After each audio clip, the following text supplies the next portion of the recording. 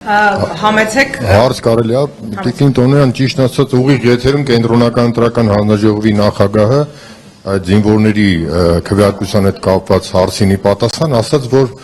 չկա այդպիսի խախտում, որը կարող է ազդել ընտրության գործընթացի վրա, մենք ենք տեսնում դա եւ հայտարարեց ուղիղ եթերում, որ որևէ խնդիր չկա։ Հիմա իրենց այս որոշումը նախ հակասում է։ Երկրորդ հարցը 2000-ից ավելի մոտ այդքան տեղամաս կա, դուք էլ ունեք ձեր վստահված անձիկ իրենք ասում են, որ նույնիսկ ավելի շուտ են իմանում կուսակցությունները, քան մենք։ Հիմա դուք ձեր ունեցած տվյալներով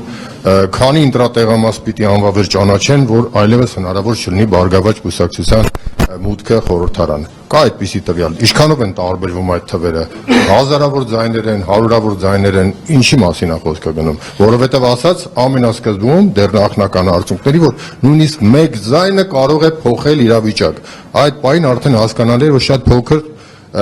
ուրեմն տարբերության մասին է խոսքը, շնորհակալ եմ։ Արձագանքելով ձեր հարցին, վստահաբար հենց այդ մեկ ձայնի հաշվարկի վերաբերյալ հրահանգը, կրկնում եմ, համապատասխան SMS-ով, թերևս Վագն Հովակիմյանը արդեն իսկ ստացած է եղել, վերադառնալով ԿՀ նախագահի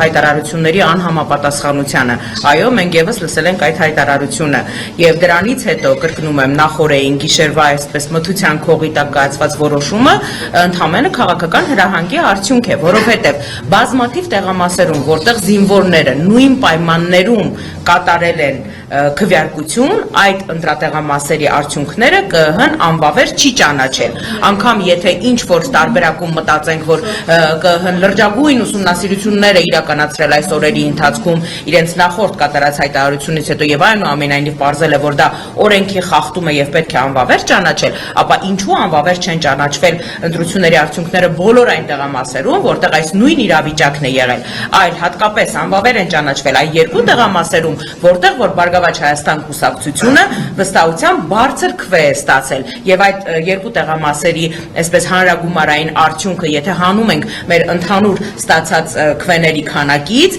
եւ այս ընթացքում մենք ունենք վերականգնված շուրջ 130 ձայն, եթե չեմ սխալվում, մեզ անցողիկ շեմը անցնելու համար չէր բավականացնում 60 ձայն, 59-60 ձայն մոտավորապես։ Այսինքն իրենք եւս այս հաշվարկները իրականացրել են եւ հաշվարկել են, որ եթե արդեն իսկ 120 ձայնը վերականգնել է Բարգավաճ Հայաստան կուսակցությունը, այս երկու տեղամասերում ունի 200-ից ավելի ձայն, եթե այդ ձայները մենք անվավեր ենք հանում, ընտրատեղամասի արդյունքները անվավեր ճանաչելով, ավտոմատ կերպով Բարգավաճ Հայաստան կուսակցությունը այլևս խորհրդարանում չի հայտնվում, որովհետեւ վերահաշվարկի վերաբերյալ դիմումների վերջնաժամկետները այլևս լրացած են, բնականաբար եւ այսօր արդեն պետք է ընդհանուր վերահաշվարկները ամփոփվեն, այլևս իրավական որևէ մեխանիզմ չկա այս գործընթացի մասով ազդեցություն ունենալու։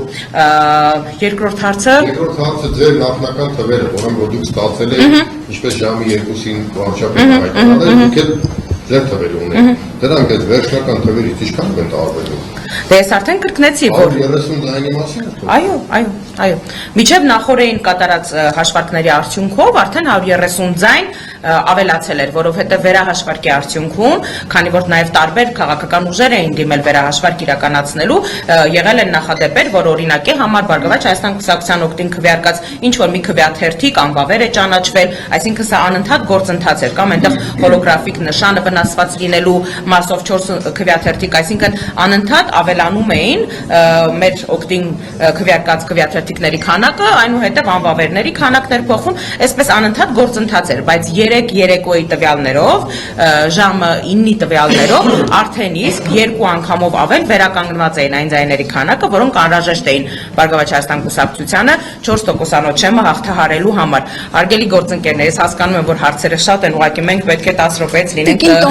խոստանում ենք բոլոր հարցերին պատասխանել այնտեղ, եթե դեմ չեք, որպեսզի հասցնենք, որտեղ այնտեղ էլ աշխատում են ու հարյուրավոր մեր հայրենակիցներ մեզ սպասում են։ Ես ուզում եմ շնորհակալություն հայտնել եւս մեկ անգամ բոլոր լրատվամիջոցների գործընկերներին, մեր ընդդիմադիր գործընկերներին, իրավաբաններին, քաղաքասարակության ներկայացուցիչներին, որոնք նախորդից սկսած իրենց աջակցությունն են հայտնում Բարգավաճ Հայաստան կուսակցությանը այս անարդարությունների դեմ գործընթացում